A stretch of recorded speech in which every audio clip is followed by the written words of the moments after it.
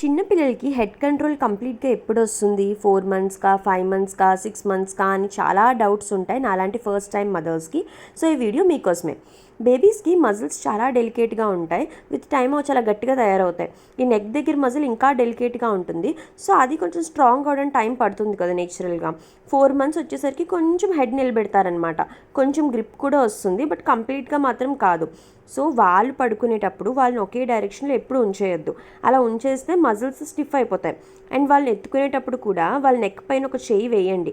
And వాళ్ళని lift చేసేటప్పుడు వాళ్ళ చేతులు పట్టుకొని లిఫ్ట్ చేయొద్దు.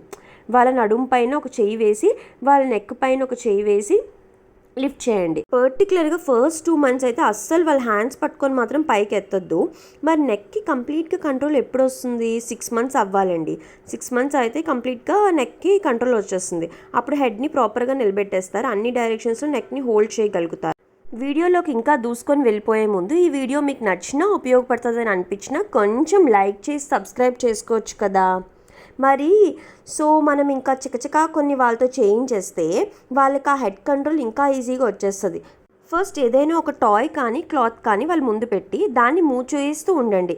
ఇలా చేస్తే వాళ్ళ టాయ్ ఎటు మూవ్ అయితే అటు నెక్ని కూడా తిప్పుతారు కదా. దీనివల్ల నెక్ మజిల్స్ స్ట్రాంగ్ అవుతాయి, వాళ్ళ నెక్ హోల్డింగ్ కూడా చాలా ఉపయోగపడుతుంది. నెక్స్ట్ ఈ టమ్మీ టైము, ఇది కానీ ఫస్ట్ నుండి చేయిస్తే నెక్ హోల్డింగ్కి ఉపయోగపడుతుంది. కొంతమంది పిల్లలు టమ్మీ టైంలో అలా నిద్రపోతూ ఉంటారు కదా, అప్పుడు వాళ్ళని అలా ఉంచేయొద్దు.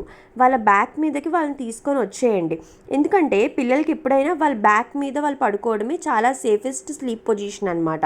మరి టమ్మీ టైం ఎంతసేపు చేయించాలి ఏంటి అంటే, 1 మంత్ బేబీ అయితే ఒక 2 మినిట్స్ సరిపోతుంది డైలీ.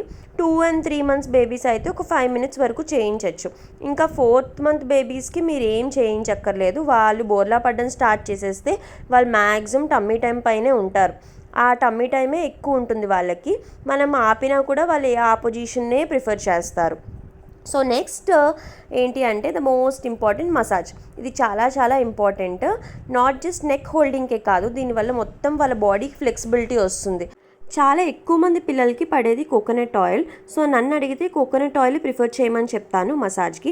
సో ఈ చిన్న చిన్న టిప్స్ ఫాలో అయితే వాళ్ళకి హెడ్ కంట్రోల్కి చాలా హెల్ప్ అవుతుంది. మళ్ళీ నెక్స్ట్ ఇంకొక ఫన్ ఆర్ ఇన్ఫర్మేటివ్ వీడియోతో మేము ముందుకు వచ్చేస్తాను. బాయ్.